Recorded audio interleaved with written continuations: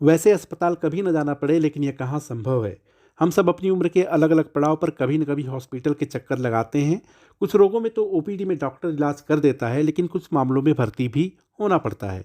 आपने कई तीमारदारों से इस तरह की शिकायत भी सुनी होगी कि उसका मरीज आईसीयू में भर्ती है, हालांकि उसकी ज़रूरत नहीं लग रही थी।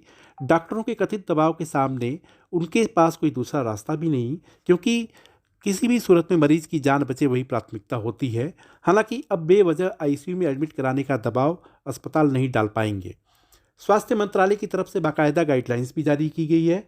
आईसीयू में एडमिशन के लिए अब अस्पतालों को गंभीर बीमारी का सामना कर रहे मरीज या उसके तीमारदार से सहमति लेनी होगी।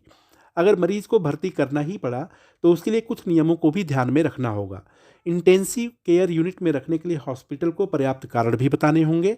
इस संबंध में 24 विशेषज्ञों ने अपने सुझावों में सिफारिश की थी कि जब किसी बीमारी या गंभीर बीमारी वाले रोगियों में उपचार संभव या उपलब्ध नहीं है या उसके जिंदा रहने की उम्मीद ना हो, वैसी सूरत में आईसीयू में रखने का कोई मतलब नहीं है।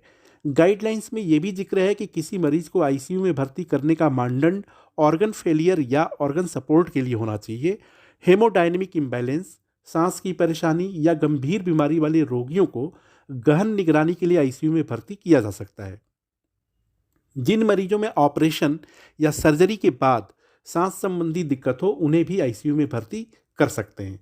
गाइडलाइंस के मुताबिक आईसीयू बिस्तर की प्रतीक्षा कर रहे रोगियों में रक्तचाप, pulse rate, respiratory rate, breathing pattern, heart rate, oxygen saturation, इन सब इम्पॉर्टेंट पैरामीटर्स को भी ध्यान में रखना चाहिए।